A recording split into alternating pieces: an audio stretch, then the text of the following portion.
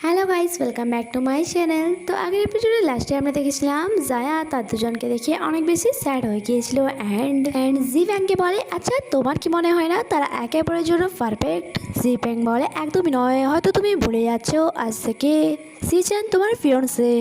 But জায়া জানতো যে সিচান বাধ্য হয়ে এই এঙ্গেজমেন্টই করছে।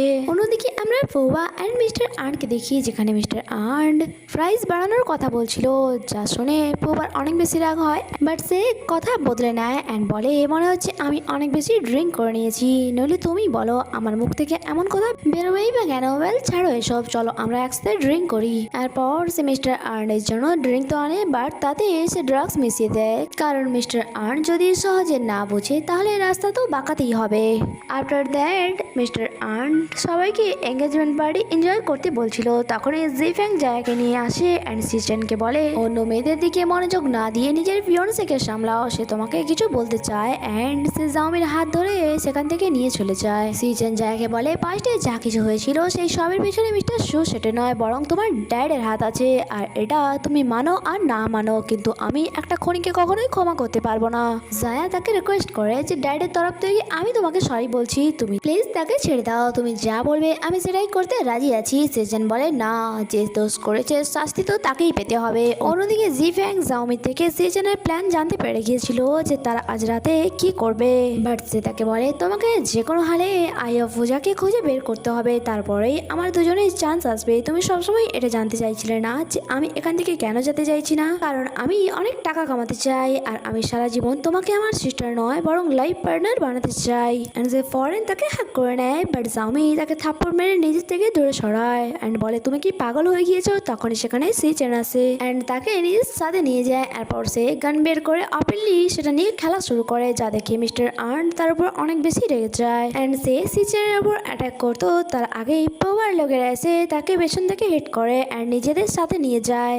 আর যা যখন এই সমস্ত সিন দেখে সে জি ব্যাংকে বলে, তুমি দাঁড়িয়ে দেখছো কেন, কিছু করো। সে বলে, তুমি দেখতে পাচ্ছ না সবকিছু এখন পোবার হাতে, তাই যদি আমরাও কোনো অ্যাকশন নেই তাহলে আমরাও হয়তো মারা পড়বো। যখন কি জায়া বুঝতে পারছিল না যে জি ব্যাং এত নিষ্ঠুর কি করে হতে পারে, তাই সে তাকে বলে দেয়, তুমি চুপ করে দাঁড়িয়ে কেন আছো, এইসবের পেছনে কি তোমারও হাত আছে? আর যা শুনে জি ব্যাং রেগে যায় অ্যান্ড বলে, তুমি কি আমাকে সন্দেহ করছো? তুমি কি এখনো বুঝতে পারোনি যে কে তোমার শত্রু আর কে তোমার বন্ধু? ওই দেখো তারা তোমাকে ছেড়ে পালিয়ে গিয়েছে অ্যান্ড আমি তোমার সাথে এখানে দাঁড়িয়ে আছি। নেক্সট সিনে আমরা সিচেন অ্যান্ড জাওমিকে দেখি তারা আই অফ পূজার কাছে পৌঁছে গিয়েছিল। তখনই জাওমির নজর যায় তার হাতের দিকে অ্যান্ড সে বলে, আমার হাতে ব্লাড কেন, আমার কি কত আঘাত লেগেছে? সিচেন বলে, আমি থাকতে তোমার গায়ে আঘাত লাগবে তুমি ভাবলে কি করে? আসলে আঘাত তো সিচেনে লেগেছিল। ওয়েলস বুবার লোকেদের ডিস্ট্র্যাক্ট করে অ্যান্ড তাদের চলে যাওয়ার পর তারা আই অফ পূজার কাছে পৌঁছে যায়। জাওমি তার ড্রেস থেকে কাপড় ছিঁড়ে তাকে দেয় অ্যান্ড বলে, তুমি এটা তোমার আঘাত জায়গায় বেঁধে নাও, আজ আই অফ পূজা পাওয়ার পর তুমি তোমার সমস্ত কোশ্চেনের আনসার পেয়ে যাবে অ্যান্ড আমিও সারা জীবনের জন্য এখান থেকে চলে যাব।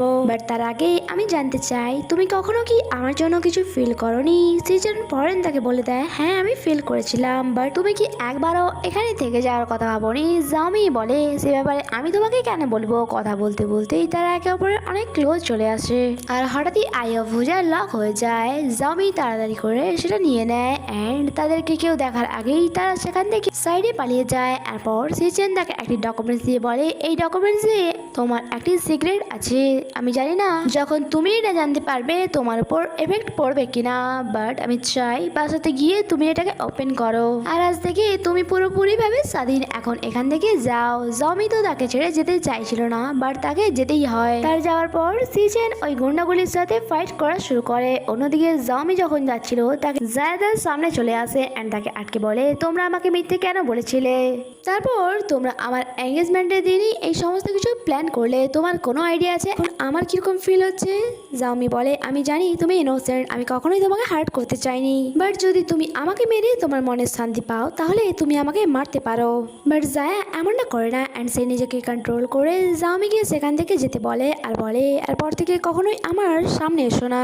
জাওমিও সেখান থেকে চলে যায় অ্যান্ড অনেক মুশকিলে সে ওই কার পর্যন্ত পৌঁছয় যেটা জিফ্যাং তার জন্য রেডি করেছিল। এতক্ষণে সেখানে জেও চলে আসে অ্যান্ড সে তাকে জিজ্ঞাসা করে সিচেন কথায়। জাওমি বলে সে সে ওখানে ওই গুন্ডাদের সাথে ফাইট করছে, তুমি যাও তার হেল্প করো কারণ সে একা। অ্যান্ড সে আবারও তাকে আটকে বলে, প্লিজ আমার তরফ থেকে তাকে জানিয়ে দিও যে আমি ওই ব্যাপারে 1000বার ভেবেছিলাম। অন্যদিকে সিজেন ওই গুন্ডাদের সাথে ফাইট করতে করতেই অনেক বেশি ক্লান্ত হয়ে পড়েছিল কারণ তার বডিতে অনেক আঘাত লেগেছিল। জি গিয়ে বলে, বস আমাকে মাফ করে দিও, আমি আসতে লেট করে ফেলেছি। এত আঘাত লাগার পরেও সিজেন সেইকে জিজ্ঞাসা করে জাউমি কোথায়। যে বলে সে তো কারে বসে পড়েছে অ্যান্ড সে তোমাকে কিছু বলতে চাইছিল যে সে ওই ব্যাপারে 1000বার ভেবেছে।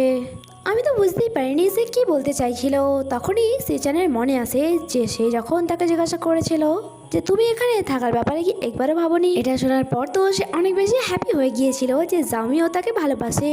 শেষবারের মতো সে তার সাথে একবার দেখা করার জন্য দৌড়ে যায়। অন্যদিকে আমরা পুবা আর জিফ্যাংকে একসাথে দেখি আর আমরা জানতে পারি তারা প্ল্যান করেছিল যে মিস্টার আনকে রাস্তা থেকে সরিয়ে তারা তার বিজনেস একে অপরের মধ্যে 50-50 ভাগ করে নেবে আর একে অপরকে কখনোই ধোকা দেবে না। অন্যদিকে জাউমি যখন বুঝতে পারে যে কার এয়ারপোর্টের দিকে না গিয়ে অন্য কোনো রোডে যাচ্ছে, সে ড্রাইভারের সাথে ঝগড়া করা শুরু করে যে তুমি আমাকে কোথায় নিয়ে যাওয়ার চেষ্টা করছো। তখনই সে অজ্ঞান হয়ে যায় কারের ভিতরে আসা ধোয়ার কারণে। আর এখানে এই এপিসোডটি শেষ হয়। আগে কি হয় তা জানতে স্টে কানেক্টেড। আর তাকে এভাবে কিডন্যাপ করার পেছনে কার হাত ছিল তা তো আমরা জানবো পরের এপিসোডে। দেখা হচ্ছে পরের এপিসোডে। Bye bye.